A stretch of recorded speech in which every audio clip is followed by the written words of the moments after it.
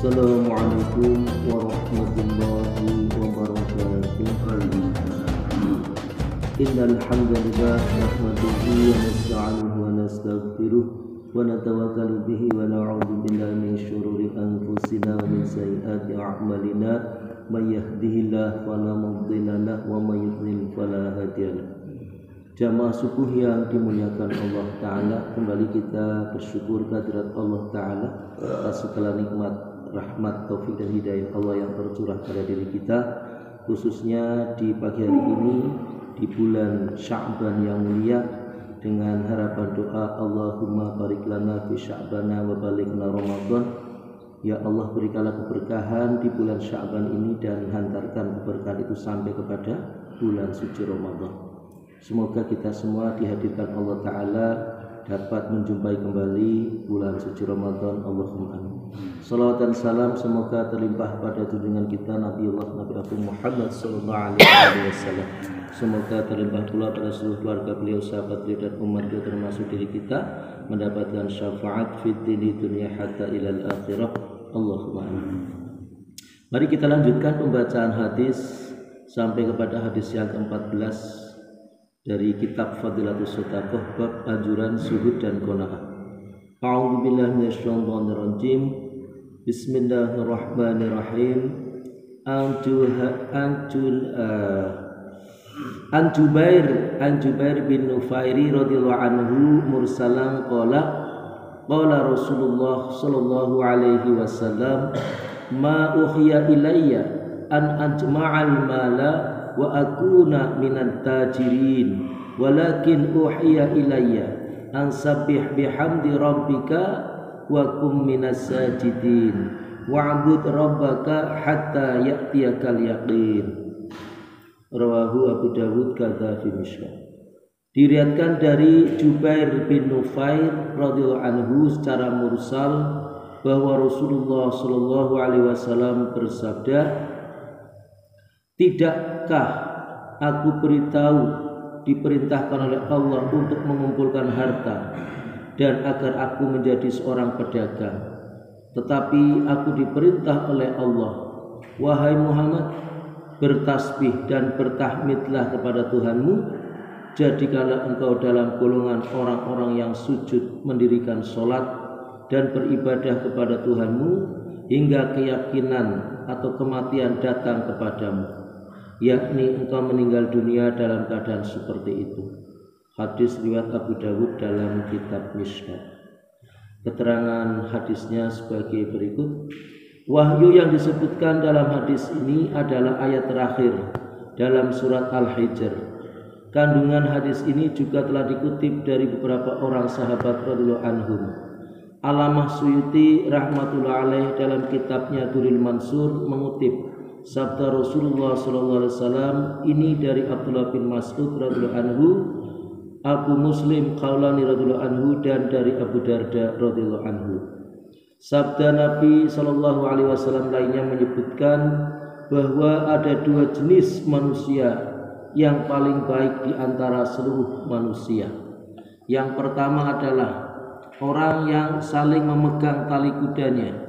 Ia bergerak di jalan Allah Subhanahu wa taala dan mencari peluang untuk mengorbankan nyawanya. Yang kedua, orang yang memiliki kambing. Ia tinggal di hutan atau di bukit, tempat terpencil yang tidak dikenali orang.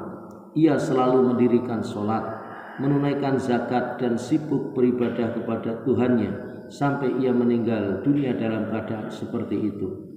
Tidak pernah sampai kepada manusia keburukan apapun darinya kecuali kebaikannya saja. Diambil dalam kitab Durrul Mansur. Setiap orang yang merenungkan secara mendalam sejarah hidup Rasulullah SAW tentu akan memahami dengan jelas bagaimana beliau SAW memperlihatkan ketaatannya kepada Allah Subhanahu wa taala. Jika Allah Subhanahu wa taala menambah perintah kepada Rasulullah SAW, maka beliau akan semakin banyak beribadah kepadanya. Aisyah radhiyallahu anha berkata, ketika diturunkan surat Al-Fat, maka Rasulullah sallallahu alaihi wasallam semakin giat dalam beribadah.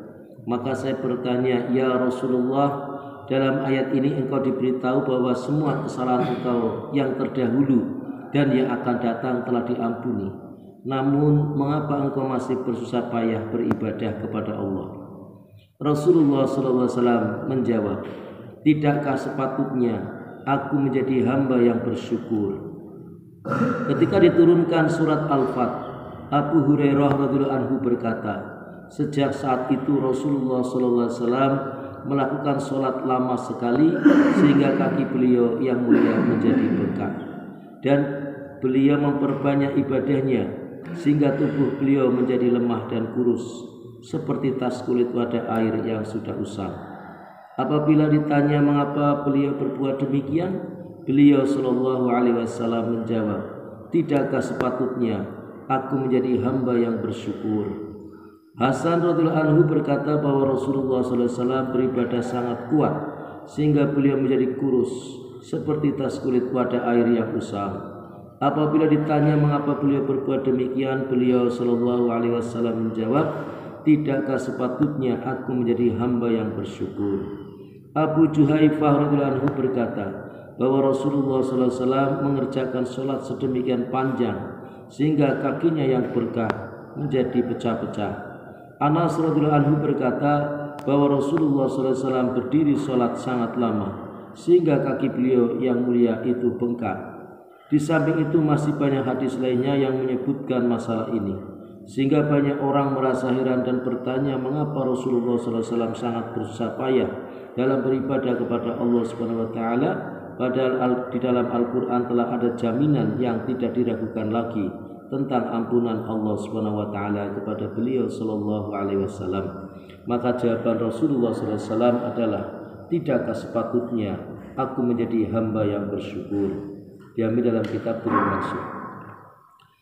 Masih cukup panjang penjelasannya, bisa kita lanjutkan pada pagi berikutnya. Mudah-mudahan Allah Ta'ala memberikan kepahaman kepada kita maksud dari hadis yang telah kita dengarkan bersama, dan berharap pada Allah Ta'ala agar kita senantiasa menjadi hamba Allah yang selalu bersyukur, sehingga semua ibadah yang kita lakukan adalah sebagai wujud syukur kita kepada Allah Subhanahu wa taala, sebagaimana Rasulullah sallallahu alaihi wasallam meskipun beliau sudah dijamin oleh Allah dalam surat Al-Fat, maka sungguhnya beliau tetap melaksanakan ibadah begitu sangat luar biasa.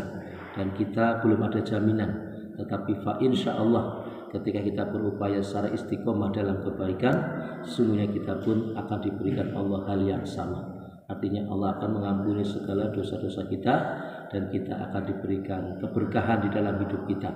Karena sesungguhnya semua bermuara kepada Allah Subhanahu wa taala. Kalau kita diciptakan oleh Allah Ta'ala untuk beribadah, wa ma khalaqul jinna wal insa illa liya'budun, maka sesungguhnya kita berharap agar mampu menghadirkan segala aktivitas kita yang kelihatannya nilainya dunia, tapi sesungguhnya adalah ibadah kepada Allah bernilai akhirat. Maka kita selalu luruskan niat kita, tahsihun niat kita, agar selalu kita mendapatkan semua keberkahan dan kebaikan dari Allah Ta'ala ila yaumil qiyamah, sampai kepada menghadap Allah Subhanahu wa taala. Allahumma amin. Demikian, dan mari kita tutup bersama dengan doa kafaratul majlis. Subhanallah wa bihamdihi, subhanakallahumma wa bihamdika, asyhadu an la ilaha illa anta, astaghfiruka wa atubu ilaik. Assalamualaikum warahmatullahi wabarakatuh.